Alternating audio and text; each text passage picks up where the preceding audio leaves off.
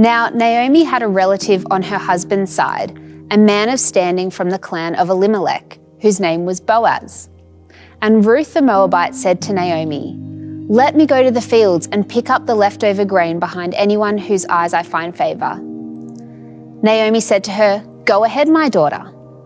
So she went out, entered a field, and began to glean behind the harvesters. As it turned out, she was working in a field belonging to Boaz, who was from the clan of Elimelech. Just then, Boaz arrived from Bethlehem and greeted the harvesters. "The Lord be with you." "The Lord bless you," they answered. Boaz asked the overseer of his harvesters, "Who does that young woman belong to?" The overseer replied, "She is the Moabite who came back from Moab with Naomi." She said, "Please let me glean and gather among the sheaves behind the harvesters." She came into the field and has remained here from morning till now, except for a short rest in the shelter. So Boaz said to Ruth, "My daughter, listen to me. Don't go and glean in another field, and don't go away from here. Stay here with the women who work for me. Watch the field where the men are harvesting and follow along after the women. I have told the men not to lay a hand on you, and whenever you are thirsty, go and get a drink from the water jars the men have filled." At this, she bowed down with her face to the ground. She asked him, "Why have I found such favor in your eyes that you would notice me, a foreigner?"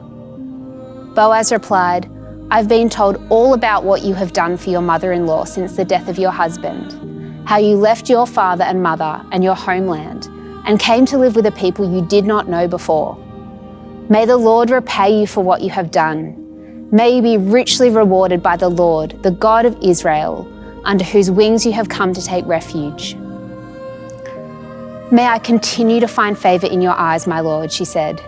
"You have put me at ease by speaking kindly to your servant, though I do not have the standing of one of your servants."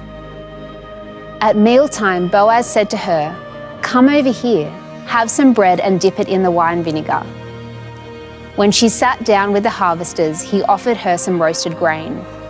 She ate all she wanted and had some left over. As she got up to glean, Boaz gave orders to his men. "Let her gather among the sheaves and don't reprimand her.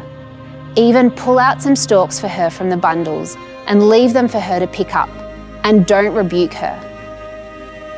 So Ruth gleaned in the field until evening. Then she threshed the barley she had gathered, and it amounted to about an ephah.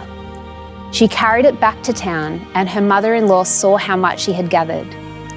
Ruth also brought out and gave her what she had left over after she had eaten enough. Her mother-in-law asked her, "Where did you glean today? Where did you work?